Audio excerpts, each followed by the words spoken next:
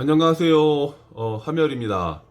지난번에 제가 이제 윤동주 서시에 대한 강의를 해드렸어요. 근데 막상 하고 나니까 좀 아쉬운 것도 있고 뭔가 좀 추가하고 싶은 것들 좀 있어서 오늘 다시 영상을 찍습니다. 일단은 지난번에 제가 드렸던 말씀 중에서 핵심적인 것 세 가지를 간략하게 먼저 드리고, 제가 추가할 것을 또, 말씀을 드리도록 하겠습니다. 지난번에 제가, 잎새 이는 바람을 어떻게 해석해야 될 건가, 이거를 제가 이제 시각적인 거 하고 어떤 시간적인 거를 가지고 말씀을 드렸어요. 그 다음에 죽어가는 것, 이 죽어가는 것은 도대체 뭐냐라고 해서 세 가지 네 가지 정도 이렇게 설명을 좀 드렸고요. 그 다음에 별이 바람에 스치운다 할 때 이 별의 주체적 의미에 대해서 말씀을 드렸어요. 그걸 좀 짧게 다시 한번 말씀을 드릴게요. 일단 잎새이는 바람에도 죽는 날까지 하늘을 우러러 한 점 부끄러워 먹기를 잎새이는 바람에도 나는 괴로워했다 라고 했는데, 그러니까 그 잎새이는 바람이라고 했을 때, 그러니까 바람에 의해서 잎이 이렇게 흔들리는 것들을 일단은 시각적으로 우리가 딱 그런 이미지화 할 수 있겠죠. 근데 그만큼 윤동주는 그 부끄럼에 대해서 민감하게, 그 다음에 어떻게 보면 섬세하게 또 그렇게 반응한다는 얘기라는 거죠. 그러니까 그런 시각적 효과가 이 시어에서 세 번째의 시어에서 우리가 볼 수 있다라는 거죠. 그러니까 마음속으로 마음의 움직임을, 그 부끄러움에 대한 마음의 어떤 반응, 감흥을 그만큼 정말 섬세하게 반응한다는 거. 그 얘기를 했고요. 여기서 더 나아가서 사실은 이제 보통은 여기까지만 이제 시각적인 것을 해석할 수 있는데, 거기서 더 나아가서 저는 이제 시간적인 것. 왜냐하면 살랑살랑 이파리가 흔들리는 그 순간 또 놓치고 싶지 않는, 그것이 부끄러움이던, 그것이 괴로움이던, 놓치고 싶어 하지 않는 윤동주의 삶에 대한 태도라고 말씀을 드렸어요. 그러니까 그러면서 제가 말씀드렸던 것이 뭐냐면, 그게 가능해? 그러니까 사실은 우리가 순간순간 정말 뭐랄까요, 양심의 선에서 일반적인 사람들이 이제 벗어나지 않고 착하게 살고 싶어 하시는 분들이 많죠. 저는 많다고 봐요. 그런데 그게 정말 가능하냐? 그러니까 그것이 가능하지 않다라는 거는 우리가 일반적인 저희 같은 사람들은 다 안다는 거죠. 그런데 오늘은 그래서 제가, 그렇다면 이런 의문점을 이제 서시를 통해서, 제가 서시라는 제목을 통해서 한 번 더 좀 설명을 좀 드리려고 그래요. 요거는 제가 별표를 좀 해놓을게요. 왜냐면 설명을 이따가 추가 드려야 되니까. 그 다음에 제가 드렸던 게 지난번 수업 때 죽어가는 것에 대한, 그러니까 죽어가는 것을 사랑해야지라고 했는데, 그럼 모든 죽어가는 이라고 했는데, 이 죽어가는 것이 어떤 거냐는 거죠. 그러니까 그것 또한 사실은 서시 제목과 연결해서 우리가 찾아볼 수도 있는데, 이때 제가 드렸던 설명은, 조금 전에 뭐 좀 먹고 와서 트러블 좀 했습니다. 네, 죄송합니다. 자, 원테이크로 가야 되기 때문에 그냥 가겠습니다. 자, 죽어가는 것은 뭐냐라는 거죠. 첫 번째, 우리가 시간적 흐름에 의해서 죽어가는 것.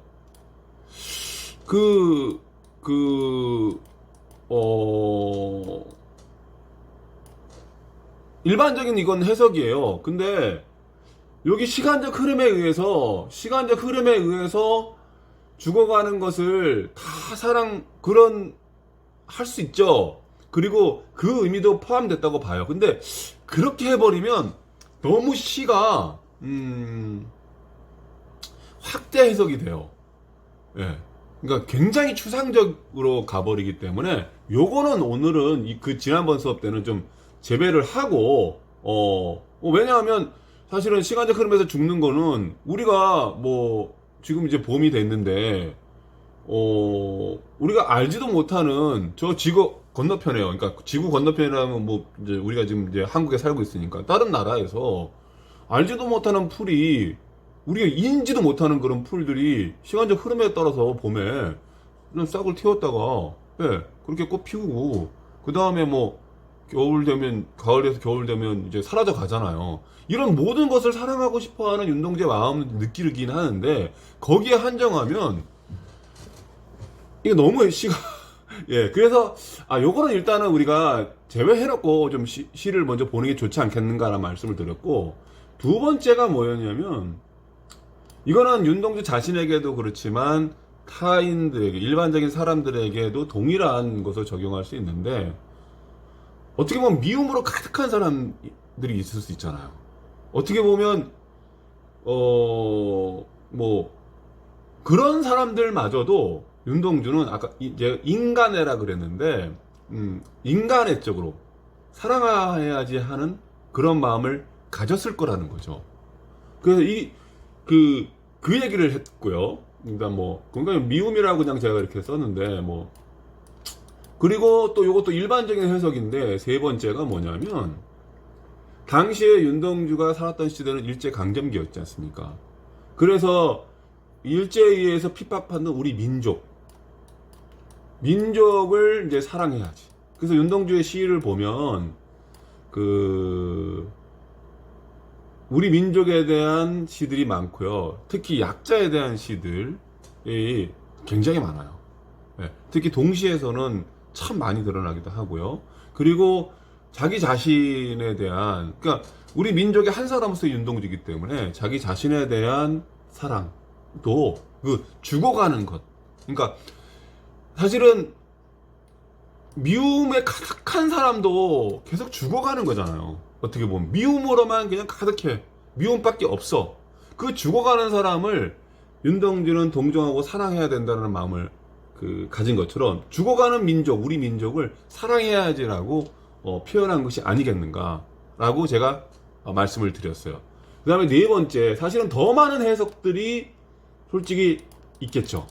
있는데 네 번째, 윤동주가 여기 서시에서 말하는 죽어가는 것은 사실은 일제인 일본도 포함한 것이 아니겠는가 라고 제가 이제 나의 시읽기라는 이런 테마를 가지고 이렇게 한정해서 설명을 좀 드렸어요. 지난주에요. 저는 충분히 윤동주가 그의 시들과 그의 삶에서 일본마저도 사랑하려는 태도를 가졌다라고 생각을 해요.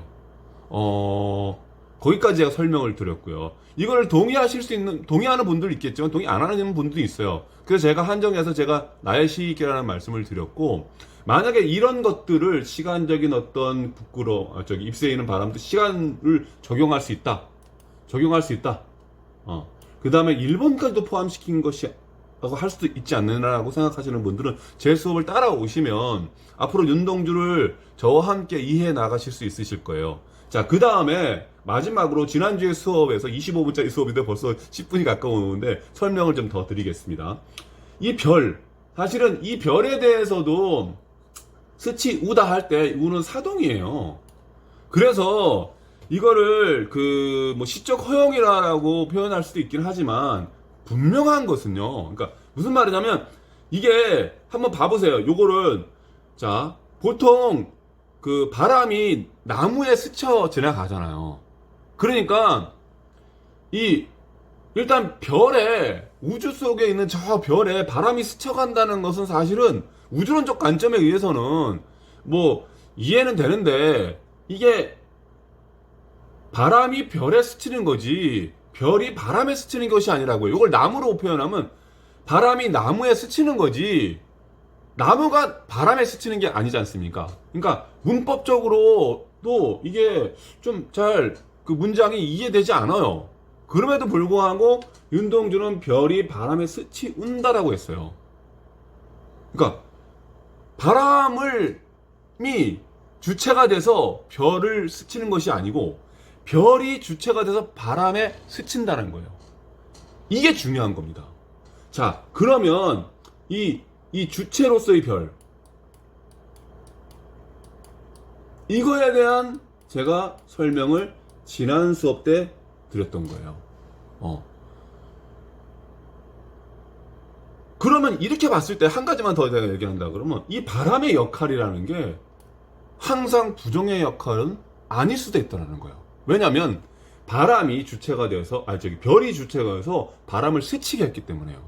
그러니까 윤동주의 시를 조금만 이것도 제 해석입니다. 다른 분들 제가 뭐 모든 책들 다 읽은 것이 아니기 때문에 다른 분들이 이렇게 해석했다면 모르겠지만은 어쨌든 바람이 꼭 부정적인 요소로만 보면 윤동주의 서시 더 나아가서요. 윤동주가 쓴 특히 하늘과 바람과 별과 시를 이해하는 데 있어서 조금 제가 보기에는 그 폭 깊이가 한정될 수밖에 없다라는 말씀을 먼저 드립니다. 자, 그러면 제가 오늘 이제 추가해서 드리고 싶은 말씀을 한번 가보겠습니다. 자, 요거를 좀 지우고요. 여기 몇 가지만 좀 지워서 가도록 할게요. 이게 중간에서 뭔가 또 이게 기억하는 게 이게 딱 어디까지 기억하는 게 그런 게 있나 봅니다. 더 이상 돌아가질 않네요. 오늘은 제가 드릴 말씀은 일단 별표한 서식이니까요.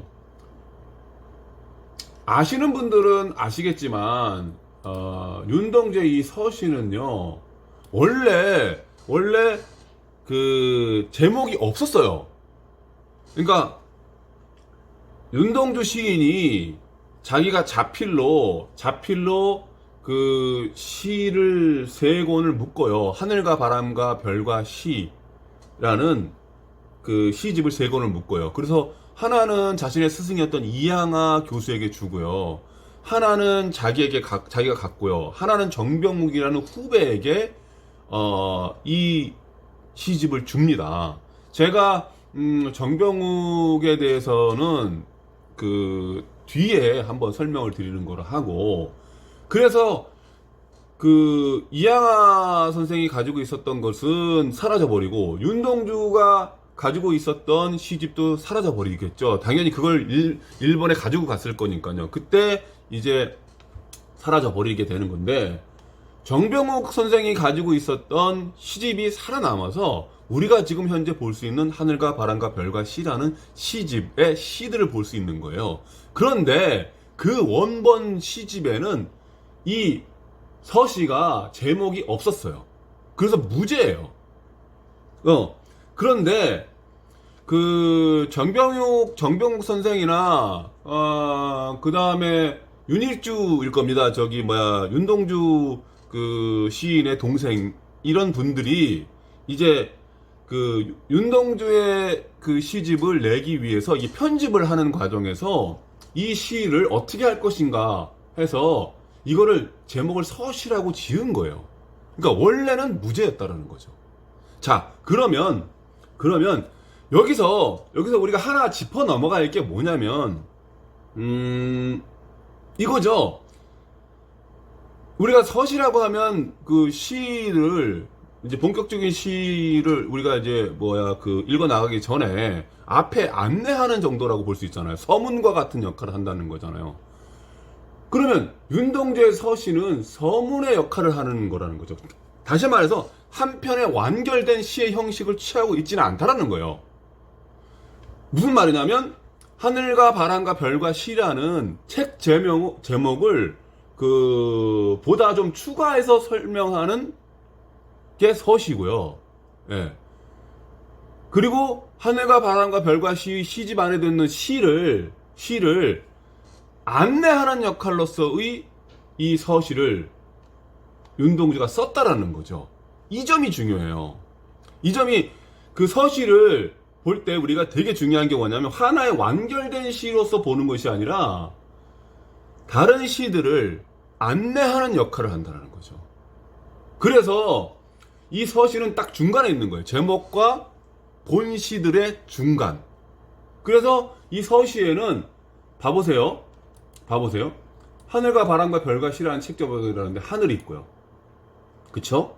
다음에 보시면 바람이 있고요. 바람은 2번 나옵니다. 예. 이 3번째 행의 바람과 어떻게 보면 마지막 행의 바람이 좀 차이가, 의미적인 차이가 있지만 어쨌든 하늘이 나와 있고요.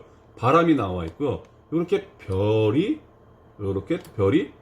나와 있는 겁니다. 그러면 하늘과 바람과 별과 시라 그랬는데 계속 죄송합니다. 별을 노래하는 마음이라 그랬잖아요. 이게 바로 우리는 그냥 어떻게 보면 시로 뭐 해석할 수는 있죠. 그래서 여러분들 보시면은 서시는 책 제목을 좀 더 구체적으로 설명하는 거고요. 더 나아가서 그 본시들의 하늘과 바람과 별, 그 다음에 시, 이런 것들을 안내하는 역할을 하는 거예요. 다시 말해서 우리는 그렇다 그러면 하늘이라든지 바람이라든지 별이라든지 그것이 시라든지 이런 것들이 도대체 본시에서는 어떻게 표현되는가를 우리가 앞으로 찾아봐야 되는 거예요. 이게 서시가 가지고 있는 윤동주가 원래 서시의 역할이라고 생각했던 것이라는 거죠. 무제로서. 그런데 그래서 제가 이 편집자분들에게 좀 아쉬운 게 뭐냐면 저희 같은 이제 후배들이나 저희 같이 공부를 하는 사람들이 이 사실을 사실은 저도 전에는 몰랐거든요. 그러니까 서시를 하나의 완결된 시로서 보다 보니까 서시가 왠지 의미론적으로는 좀 부족하지 않는가라고 생각했던 거예요. 이게 좀 아쉬워요. 이 완결된 형태의 시로 보면 안 됩니다. 서시는요.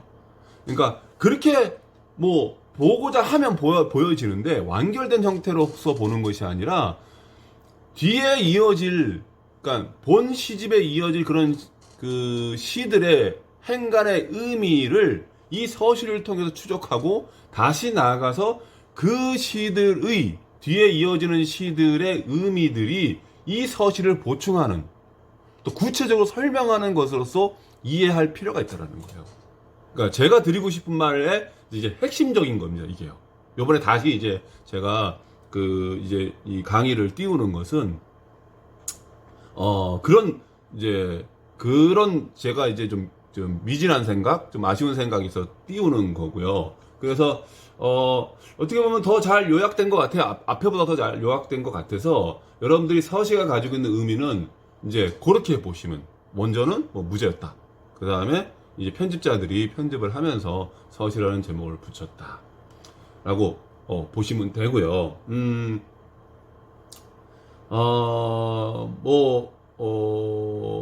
정도 하면 될 것 같아요. 그래서 오늘은 여기까지만 하고요.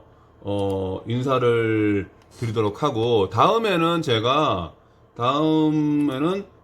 말씀을 드렸듯이 윤동주의 초기시를 김수영의 초기시와 비교를 하고요. 그 다음에 윤동주가 태어난 명덕마을, 그 다음에 그가 다녔던 이제 뭐 초등학교로 할게요. 초등학교, 중학교도 이제 그때는 이제 고등학교도 포함됐기 때문에 그때의 이제 이 성장 과정들을 짧게 또 얘기하면서 가능하면 이제 초기시에서 초한대를 중심으로 강의를 하도록 하겠습니다. 그러면 다음 시간 때 뵙겠습니다. 감사합니다.